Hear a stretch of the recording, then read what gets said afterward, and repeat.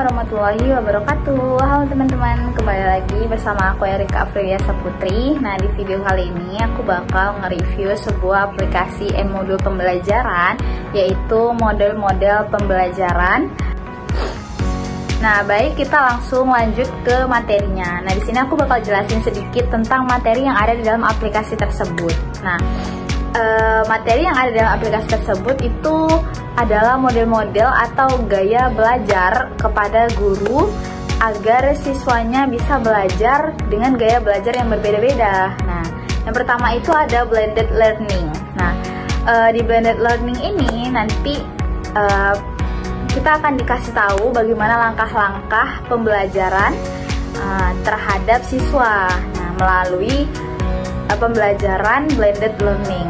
Nah, yang pertama itu adalah dari blended learning ini guru harus menyuruh siswa mengakses sebuah blok yang mana siswa tersebut akan mengerjakan dan memberikan beberapa pertanyaan. Nah, guru juga harus melakukan sebuah diskusi lalu menyampaikan kompetensi berdasarkan tujuan pembelajaran kepada siswa tersebut. Nah, lalu yang kedua, siswa mempresentasikan blok tersebut. Nah, lalu kemudian siswa tersebut bisa berdiskusi tentang blok yang udah kita sebagai guru berikan kepada mereka. Nah, lalu yang ketiga itu mengajak siswa untuk menampilkan bersama dan memberikan tugas melalui blok tersebut. Nah, jadi di sini tuh blended learning ini guru itu memberikan pelajaran melalui sebuah blok yang udah dibuat dan dirancang oleh guru tersebut. Nah, nanti dari situ mereka bisa belajar dan sekalian bisa memahami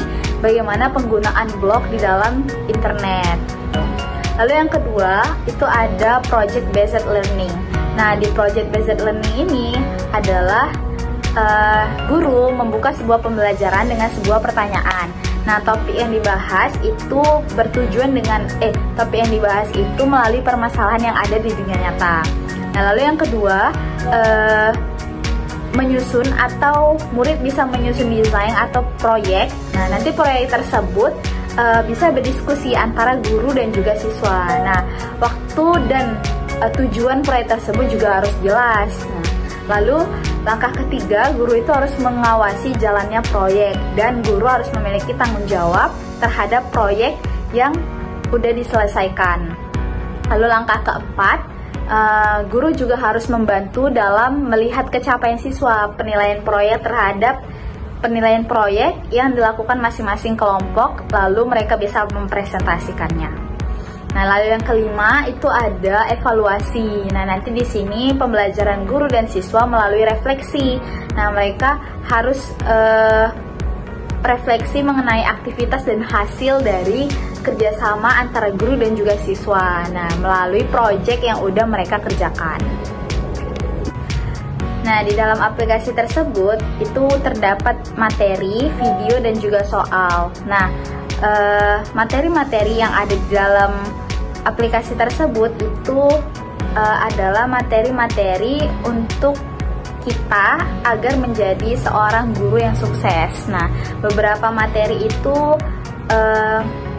mengatakan atau memberikan informasi terkait cara pembelajaran seorang guru terhadap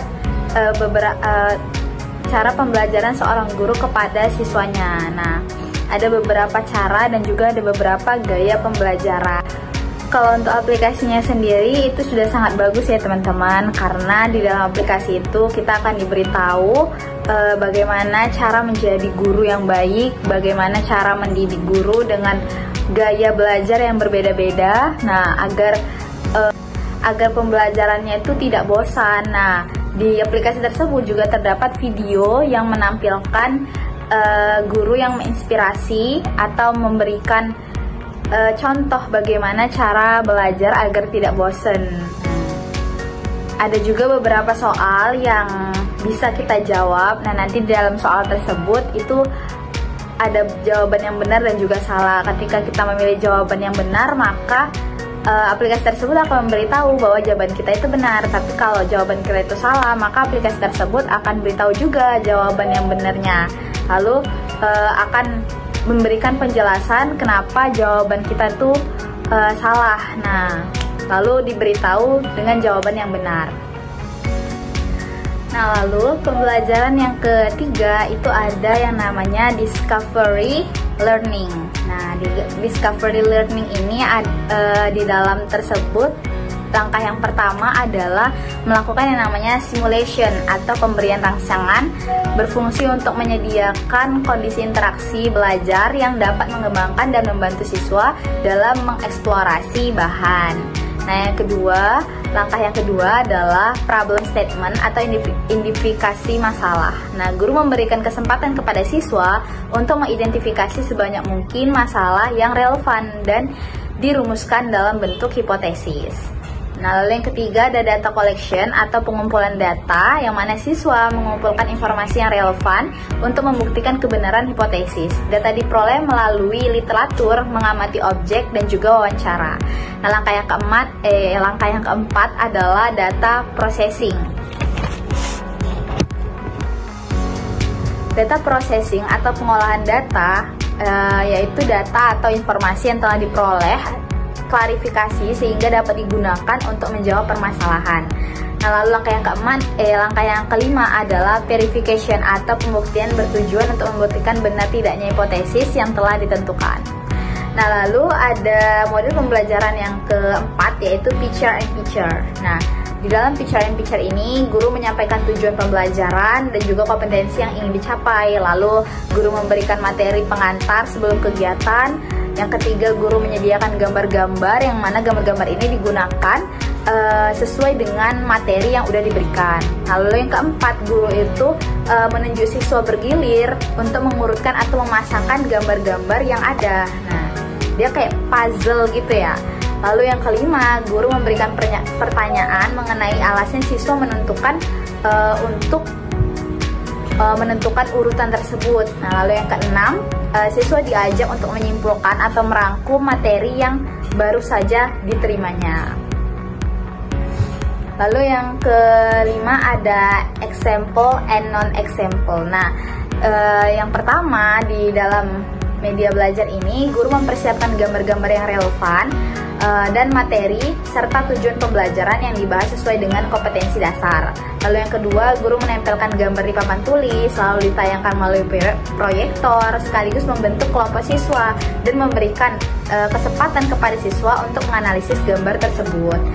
Nah, yang langkah ketiga, siswa melakukan diskusi kelompok, lalu nanti ada hasil dari diskusi serta analisis kelompok tersebut.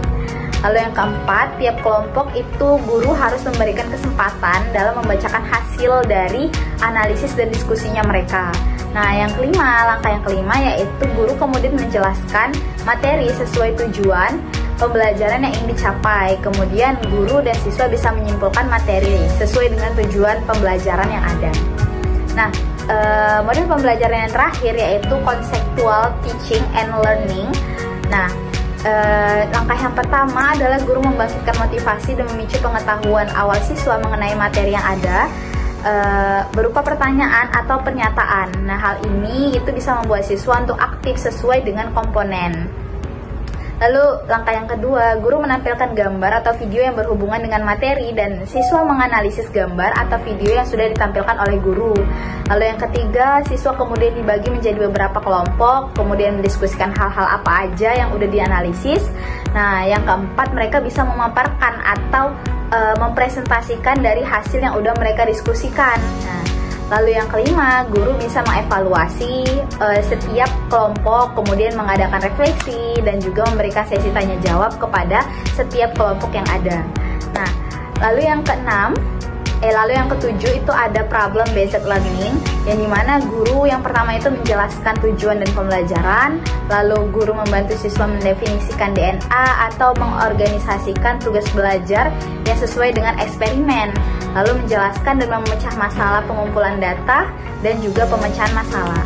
Nah, yang ketiga, guru membantu siswa dalam merencanakan serta menyiapkan karya yang sesuai dengan laporan video atau model yang membantu mereka dalam berbagi tugas dan juga yang membantu mereka berbagi tugas dengan temannya.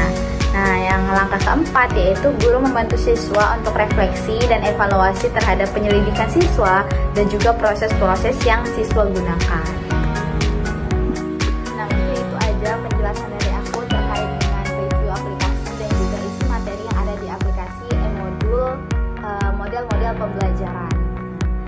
mungkin sekian dari aku. Apabila ada kesalahan aku mohon maaf. Wabillahi taufiq wal hidayah. Wassalamualaikum warahmatullahi wabarakatuh. Dadah.